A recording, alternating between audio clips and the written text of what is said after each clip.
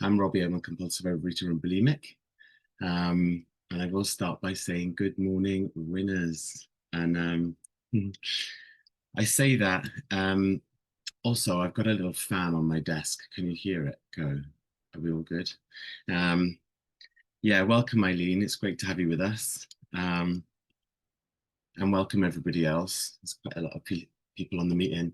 I say good morning, winners. I'd love to claim that it's mine, but it's not. I heard it in a meeting a couple of years ago from this amazing Canadian lady who was so bold with it. She just went, "Hey, winners!" And she said it quite a few times, and it really hit me deep. Such a small little word, winners, and it really struck me in that meeting. And she said, I say winners because if we're all on this meeting together, we're winning. If we're not on this meeting and we're out there trying to do it on our own. And she used the word we quite a few times, which I try to avoid, and I've always really disliked it. But in that context, it really made sense. So I'm just passing that on.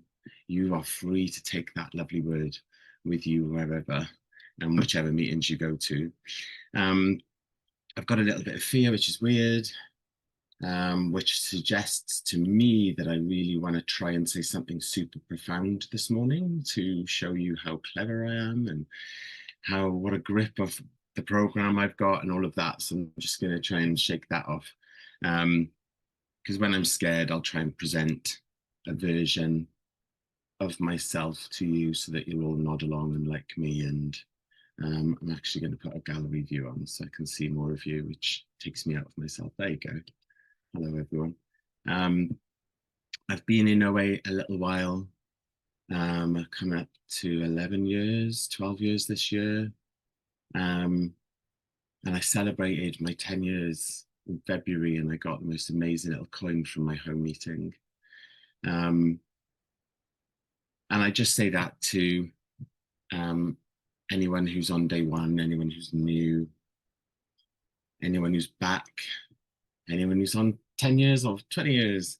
There's a lot of hope in this program. That's what I found when I came. Lots of smiles, lots of hope, and lots of winners, actually. And I thank God, I thank my God, and I'll say God throughout. It's taken me a long time to be comfortable saying that word. It's a God of my understanding.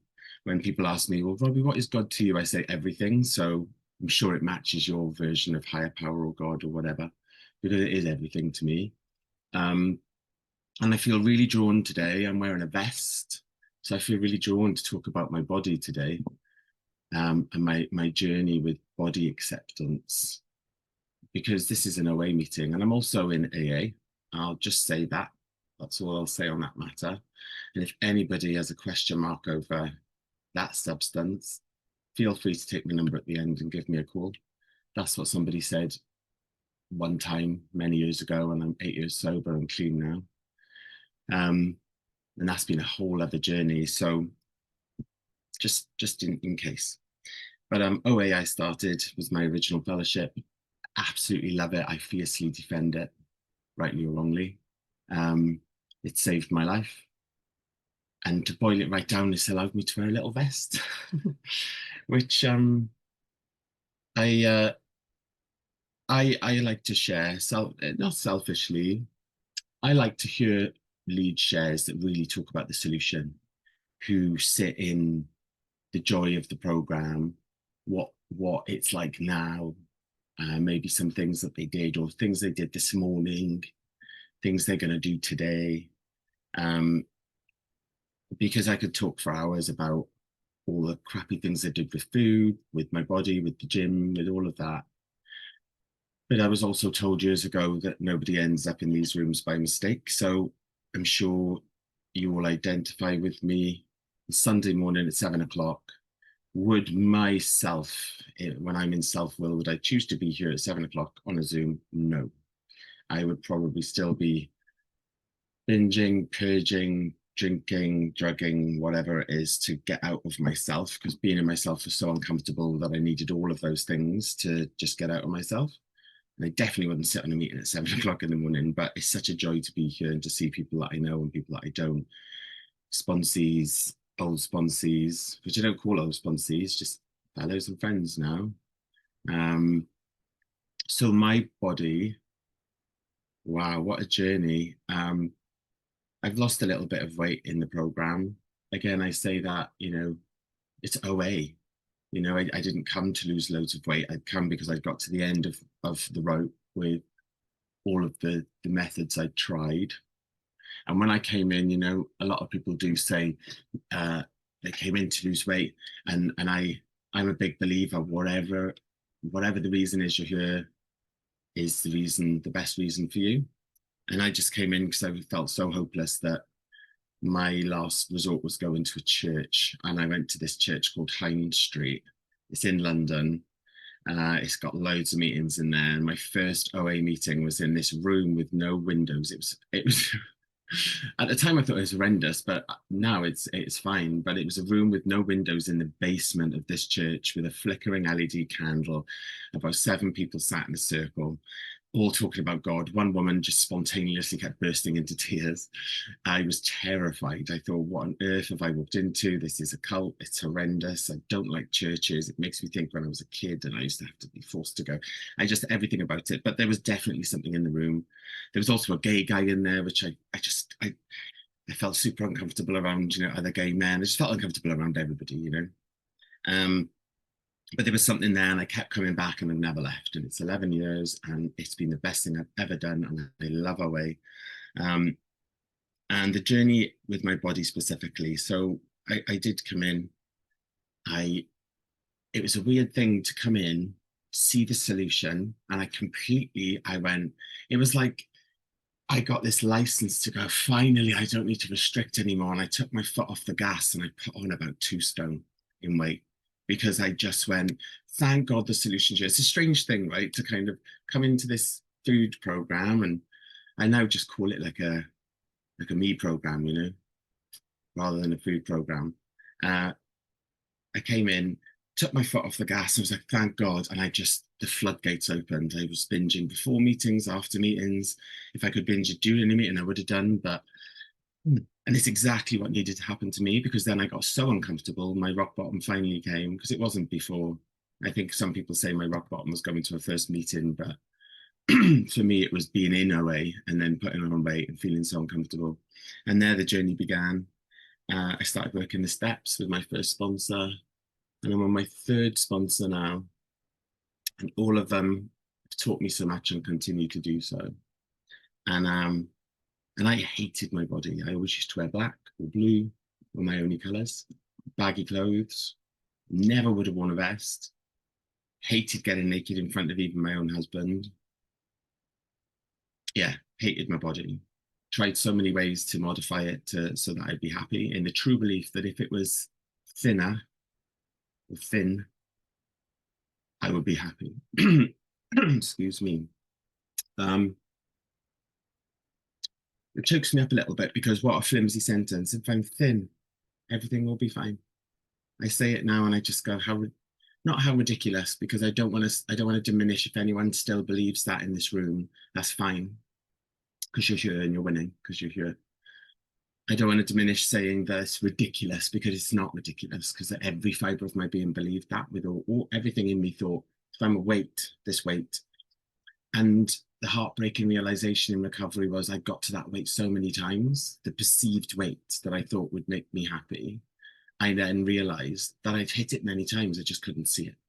I remember looking at photos, and I've got this little photo I'm going to show you in a second. Oh, makes me want to cry.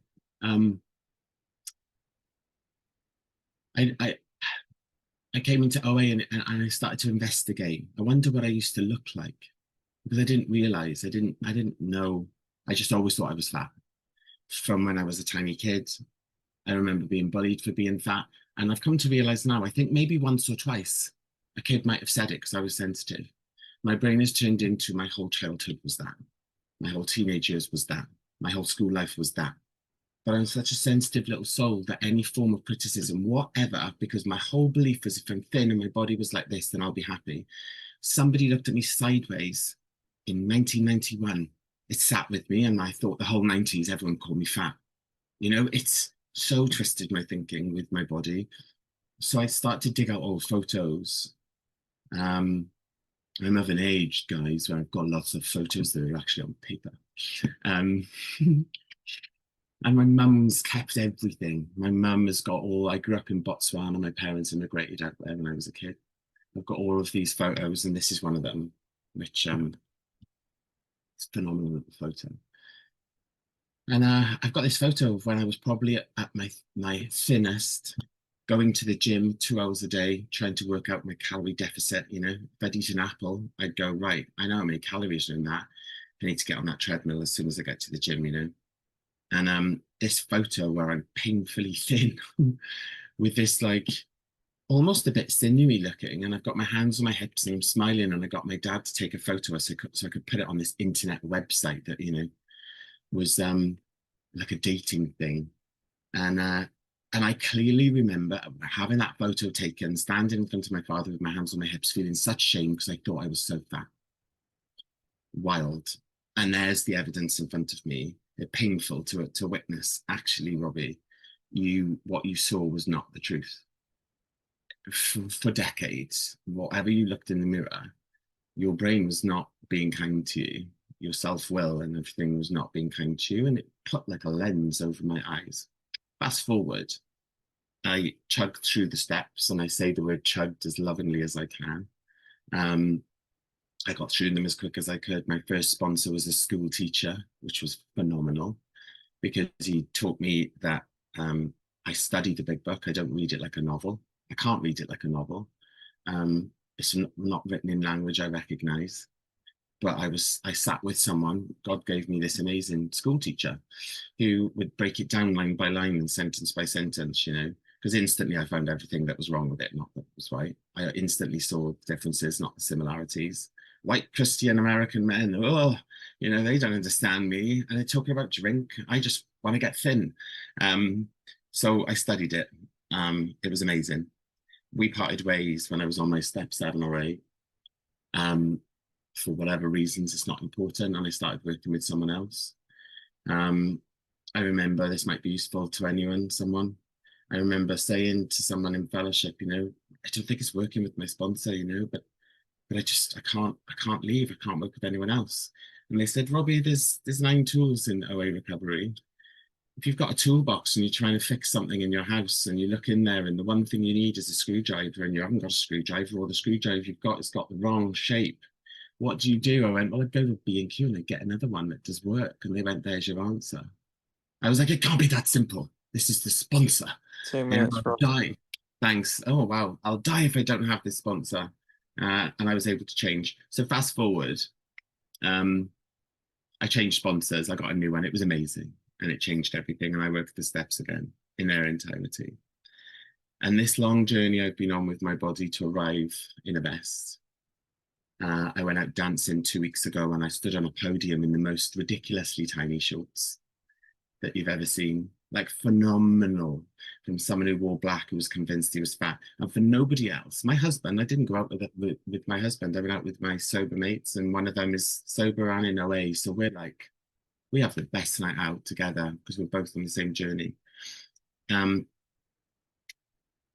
it's all a result of this food program, this body program that I came into, that's connected me to a higher power. That's the sole purpose of the big book in my eyes, is to connect me to something else that can help me, because the book alone, the sponsor alone, and all the tools on their own don't help me stand on that podium in a pair of shorts. All of it together connects me to a power. And I say, I went on that podium, for me, it was phenomenal, to an amends to my little self, because this, hold on, this is little me. This is me in South Africa when I was about 5, the little boy I thought was so fat and disgusting. And I was bullied. Look how gorgeous he is. And I can look at this picture. I had no photos in my whole flat of me as a kid for years because I just thought, I can't look at that disgusting child. He left me like this. And now I've got one in my lounge, little versions of me around my house, so I can wave and make a daily amends to the little version of myself who I thought was vile, and I couldn't even look at it. I thought it was his fault that I was the way I was. And that's my sister, by the way, who lives in Australia now, and we talk loads. We're both cool, aren't we? Time, Robbie. yeah, in my little shorts. So yeah, I finally made an amends to the little boy in the body that I'm in. And I love now my body. And I'm going to Brighton today with my husband to lay on the beach in a bather. Nothing in me is scared of that. So thanks for letting me share. It's such a joy to be on the Early Bird. It's a phenomenal meeting this is. So God bless everyone.